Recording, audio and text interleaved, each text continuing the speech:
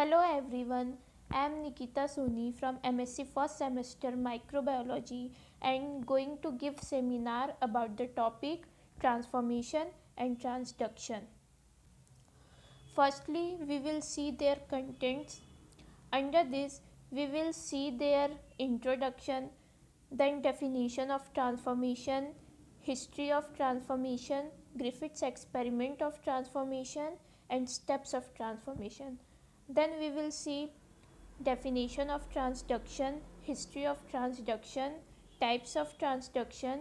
Under this, we will see generalized transduction and specialized transduction.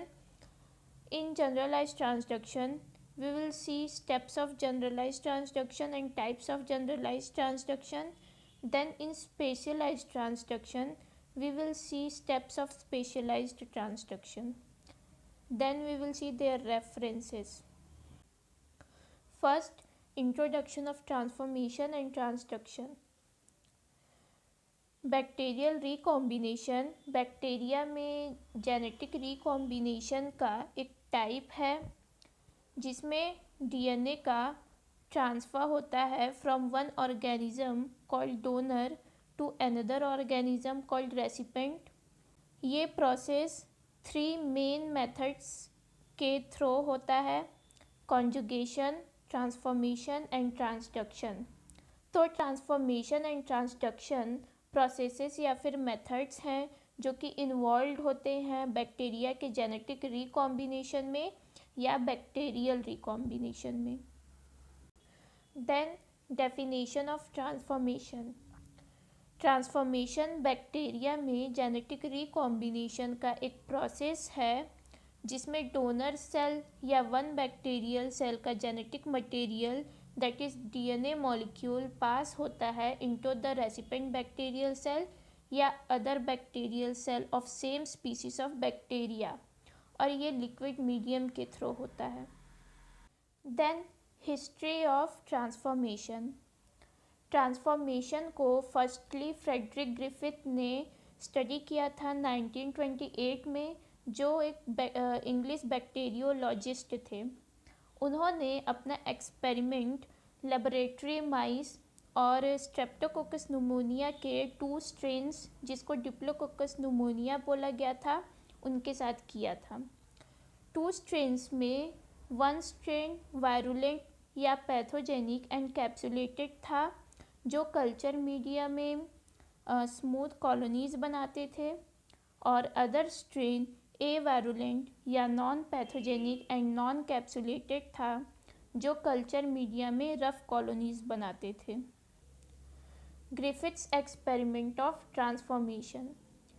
Griffith ने virulent and capsulated strain को mice में inject किया तो माइस pneumonia से सफ़र हुआ और मर गया. फिर उन्होंने avirulent and non capsulated strain को माइस में इंजेक्ट किया. अब माइस जिंदा था. फिर उन्होंने हीट किल्ड या dead virulent and capsulated strain को माइस में इंजेक्ट किया. माइस अभी भी जिंदा था. फिर उन्होंने avirulent and non capsulated strain को हीट किल्ड या dead virulent and capsulated strain के साथ मिक्स करके माइस में इंजेक्ट किया. अब माइस न्यूमोनिया से सफ़र हुआ और मर गया. और जब उन्होंने डेड माइस से बैक्टीरिया को मीडिया में आइसोलेट किया तो वायरुलेंट एंड कैप्सुलेटेड स्ट्रेन मिला. इस एक्सपेरिमेंट से ये पता चला कि जब उन्होंने ए वायरुलेंट या non pathogenic and capsulated strain को हीट किल्ड या डेड वायरुलेंट और पैथोजेनिक स्ट्रेन के साथ मिक्स किया तो वो वायरुलेंट और पैथोजेनिक स्ट्रेन में ट्रांसफॉर्म हो गया जिससे माइस का डेथ हो गया. ग्रिफिथ ने ए वायरुलेंट स्ट्रेन से वायरुलेंट स्ट्रेन के चेंज को ट्रांसफॉर्मेशन बताया और इसका ये रीज़न बताया कि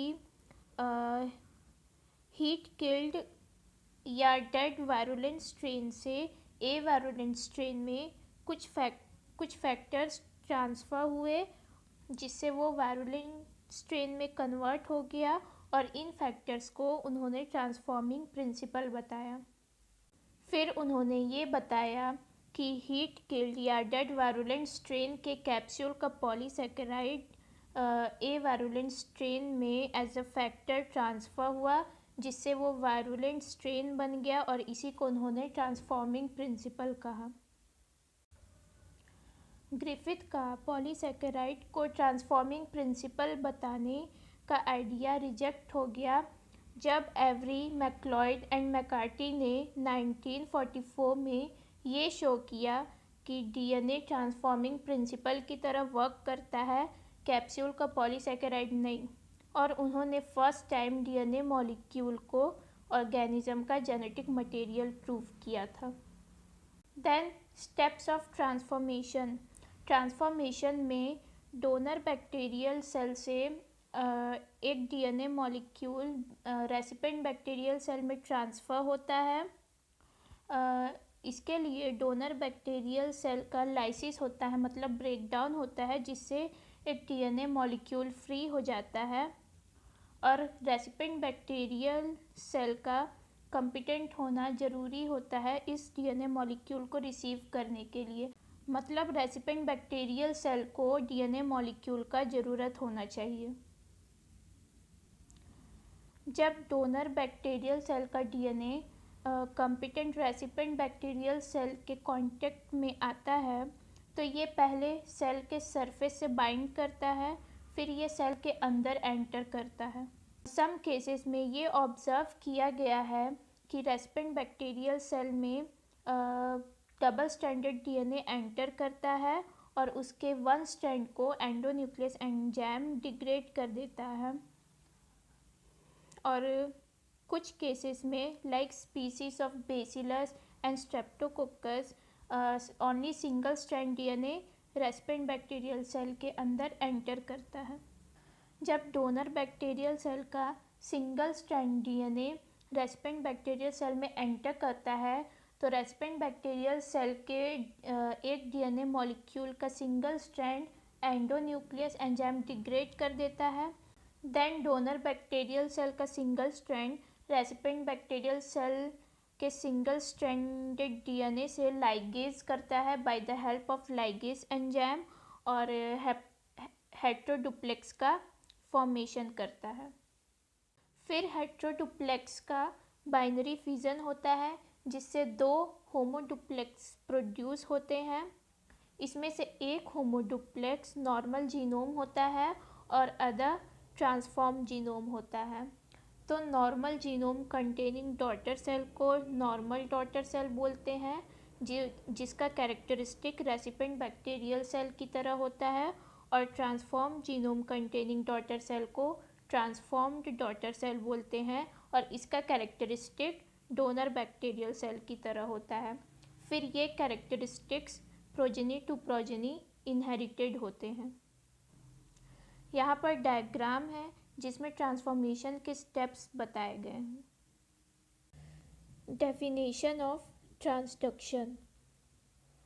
ये बैक्टीरिया में जेनेटिक रिकॉम्बिनेशन का एक फेज मेडिएटेड प्रोसेस है, जिसमें डोनर या वन बैक्टीरियल सेल से रेसिपेंट या अदर बैक्टीरियल सेल में जेनेटिक रिकॉम्बिनेशन का ट्रांसफ़र होता है थ्रू अ वेक्टर या carrier, that is bacteriophage. Bacteriophage host या डोनर बैक्टीरियल सेल जिसमें वो रिप्रोड्यूस करता है, तो रिप्रोड्यूस करते टाइम उसके डीएनए मॉलिक्यूल के कुछ पोर्शन को एक्वायर कर लेता है और रेसिपेंट बैक्टीरियल सेल को इन्फेक्ट करके उसमें एक्वायर्ड डीएनए को ट्रांसफ़र कर देता है। इस बैक्टीरियोफेज को ट्रांसड्यूसिंग फेज बोलते हैं। Then history of transduction. Transduction process को Joshua Lederberg and Norton Zinder ने 1952 में डिस्कवर किया था सैल्मोनेला टाइफिम्यूरियम में, जब वो एक्सपेरिमेंट कर रहे थे कि जैसे जेनेटिक एक्सचेंज ई कोलाई में होता है वैसे ही एस टाइफिम्यूरियम में भी होता है या नहीं। Then types of transduction. There are two types of transduction. First, generalized transduction and second, specialized transduction. First, generalized transduction. Generalised transduction में वन बैक्टीरियल सेल या डोनर बैक्टीरियल सेल से अदर बैक्टीरियल सेल या recipient bacterial cell में किसी भी gene का transfer होता है। ये प्रोसेस इसको नॉन स्पेशलाइज्ड या नॉन रेस्ट्रिक्टेड ट्रांसडक्शन भी बोलते हैं। ये प्रोसेस कुछ वायरुलेंट फेज या सर्टेन टेम्परेट फेजेस के थ्रू होता है, like E coli phase P1, Salmonella phase P22, bacillus subtilis phase PBS1 and SP10, etc. Steps of generalized transduction. Bacteriophage donor या होस्ट बैक्टीरियल सेल में reproduction and replication से progeny phases produce करते हैं उनके normal lytic cycle के time. इनमें से कुछ प्रोजेनीज इनके डेवलपमेंट के time accidentally donor bacterial DNA का कुछ पोर्शन एक्वायर कर लेते हैं। जब होस्ट बैक्टीरियल सेल का लाइसिस होता है या ब्रेकडाउन होता है और प्रोजेनी फेजेस रिलीज होते हैं तो ये न्यू बैक्टीरियल सेल या फिर रेसिपिएंट बैक्टीरियल सेल को इन्फेक्ट करके होस्ट बैक्टीरियल डीएनए के एक्वायर्ड फ्रेगमेंट को ट्रांसफ़र कर देते हैं, बट यहाँ पर ये अपना लाइटिक साइकिल रीस्टेब्लिश नहीं कर पाते हैं। जब फेज रेसिपिएंट बैक्टीरियल सेल को इन्फेक्ट करता है और acquired fragment of host DNA को ट्रांसफ़र करता है तो एंडोन्यूक्लियस एंजाइम फेज के डबल स्ट्रैंडेड डीएनए और रेसिपिएंट के डबल स्ट्रैंडेड डीएनए के सिंगल स्ट्रैंड्स को डिग्रेड कर देता है। देन फेज का जो सिंगल स्ट्रैंडेड डीएनए और रेसिपिएंट बैक्टीरियल सेल का जो सिंगल स्ट्रैंडेड डीएनए बचता है वो एक दूसरे से कंबाइन या लाइगेज होते हैं bye the help of ligase enzyme और एक न्यू कॉम्बिनेशन ऑफ जीन का फॉर्मेशन करते हैं। इस कंडीशन में रेसिपिएंट बैक्टीरियल सेल को ट्रांसड्यूस्ड सेल बोलते हैं। ये ट्रांसड्यूस्ड बैक्टीरियल सेल बाइनरी फिजन करता है और प्रोजेनीज प्रोड्यूस करता है जिसमें न्यू कॉम्बिनेशन ऑफ जीन्स पाए जाते हैं। यहाँ पर डायग्राम है जिसमें जनरलाइज्ड ट्रांसडक्शन के स्टेप्स को शो किया गया है। जनरलाइज्ड ट्रांसडक्शन 2 टाइप्स के होते हैं। First complete generalized transduction, second abortive generalized transduction. First complete generalized transduction.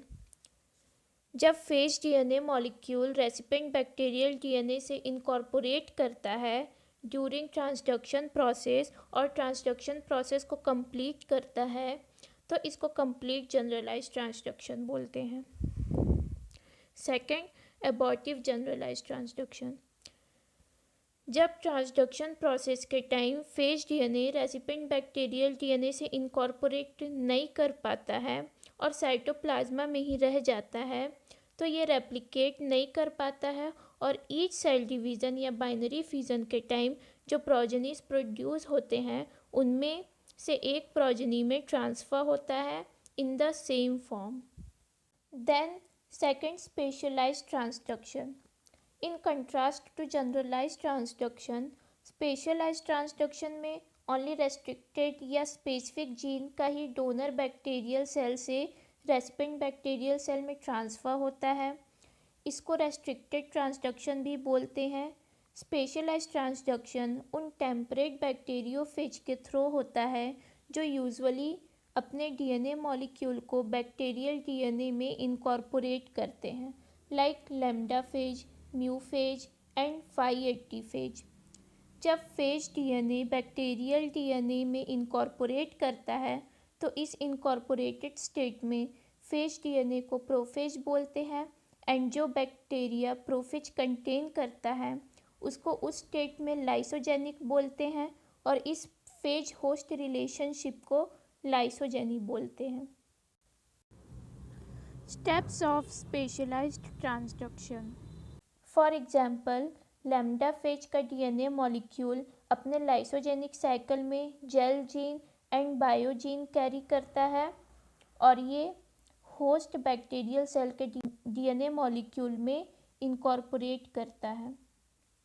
Lambda phage का इसी डीएनए मॉलिक्यूल को इनकॉर्पोरेटेड स्टेट में प्रोफेज बोलते हैं और यही प्रोफेज स्पॉन्टेनियसली इन नेचर या जब इसको अल्ट्रावायलेंट लाइट से रेडिएट करा के इंड्यूस कराते हैं तो ये अपने लाइसोजेनिक स्टेट से लाइटिक स्टेट में स्विच हो जाता है। इसी ट्रांजिशन के टाइम प्रोफेज अपने साथ होस्ट बैक्टीरियल डीएनए का जेल या बायोजीन को लेते हुए एक्साइट हो जाता है और अपने डीएनए का एक पोर्शन होस्ट बैक्टीरियल डीएनए के साथ इनकॉर्पोरेटेड स्टेट में छोड़ देता है। एक्साइटेड प्रोफेज को स्पेशलाइज्ड ट्रांसड्यूसिंग सेल बोलते हैं विच अंडरगो लाइटिक साइकिल एंड ये होस्ट बैक्टीरियल सेल में रेप्लिकेट करके new specialised transducing phases produce करते हैं जिससे बैक्टीरियल डीएनए का डिग्रेडेशन हो जाता है और होस्ट बैक्टीरियल सेल का लाइसिस हो जाता है, मतलब ब्रेकडाउन हो जाता है। जब होस्ट बैक्टीरियल सेल का ब्रेकडाउन होता है तो जो न्यू स्पेशलाइज्ड ट्रांसड्यूसिंग फेजेस होते हैं वो रिलीज़ हो जाते हैं और ये न्यू बैक्टीरियल सेल को इन्फेक्ट करते हैं।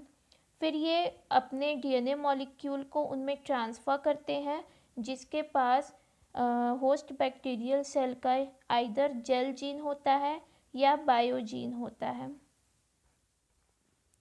फिर phage DNA molecule recipient bacterial DNA से इनकॉर्पोरेट करता है हैविंग आइदर जेल जीन और bio gene. After incorporation new combination of genes का फॉर्मेशन होता है जिसमें आइदर जेल जीन और बायोजीन का पार्शियल डिप्लॉयड फॉर्म होता है। The recipient bacterial cell having this new combination of genes is called transduced bacterial cell और ये फिर बाइनरी फिजन करके न्यू प्रोजेनीज प्रोड्यूस करता है जिसमें न्यू कॉम्बिनेशन ऑफ जीन्स पाए जाते हैं। यहाँ पे डायग्राम है जिसमें स्पेशलाइज्ड ट्रांसडक्शन के स्टेप्स दिखाए गए हैं। देन यहाँ पर ट्रांसफॉर्मेशन एंड ट्रांसडक्शन के लिए कुछ रेफरेंसेस हैं। Thank you.